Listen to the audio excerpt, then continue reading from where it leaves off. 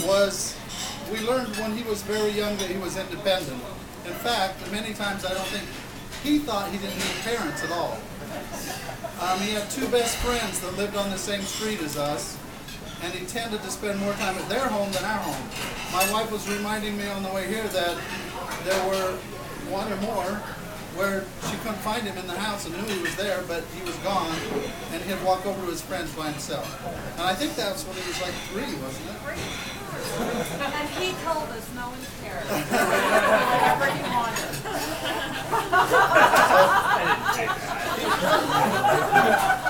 So he was very independent. He would just take off on his own. The other thing that I always thought was weird, we would ask his friends' parents to call us when he's walking home in the dark.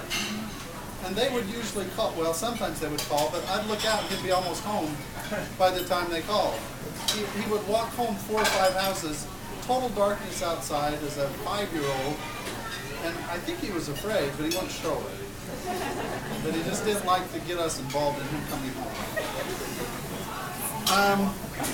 Another thing I remember, once he was limping on his foot, and I kept asking why, and he wouldn't let me look. So one night I went down after he went to bed, and I got a flashlight and a magnifying glass and some tweezers, and I crawled up under the covers at the foot of the bed, and he had something in his foot. And I grabbed onto the tweezers and pulled it out, and it was about a 1/4 inch of a bandsaw blade. It was in the heel of his foot. And he never would let me look at it. So he was a very independent child.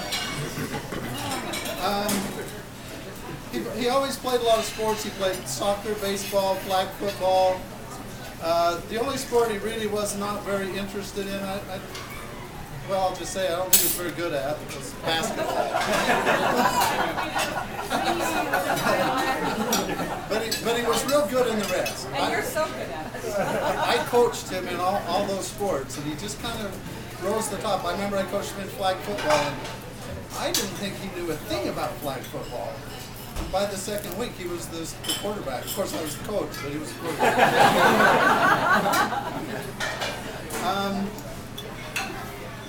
Anyway, that's all I wrote down about Twin Falls. Then we moved to Kennewick, Washington, when you were, I don't know how old, add those up. 10? 9? 10. 10. No, 9. And the thing I remember then, Tyler always had kind of a, well, I'll say, well, edgy is not the best word, but it's like he wanted to let out his emotions, wild emotions. But he kept them in. He kept check of them real good. Oh, but I missed one thing. In Twin Falls, he used to go out in the backyard and act like he was an X-Man. All by himself for hours. So maybe that's when he let all that out. But anyway, we got to Kennewick, and he came home and said, I wanted to wrestle. And I didn't know I had a clue how to do that. He signed up for wrestling, and it's like he was the champion in his weight the whole time. And I think that aggression side came out in wrestling. So after 4 years in Kennewick, we moved to Boise, where he wrestled again. He started at Centennial High School as a freshman. And didn't you win the freshman tournament? I think he took first place in the freshman tournament in the whole Boise area. So they gave him a letter for school. And he actually lettered 4 straight years in wrestling. But I think he lost his fire at the end. I think he was better as a freshman. He wasn't as mean as a senior. He got nicer. Let's put it that way. For those of you that don't know, Tyler in high school was the valedictorian. And that was a school of about 2,400 kids. And there was multiple valedictorians. So as I understand it, they had an election to see who spoke, and Tyler lost. No, he won, but he lost because he had to give a speech.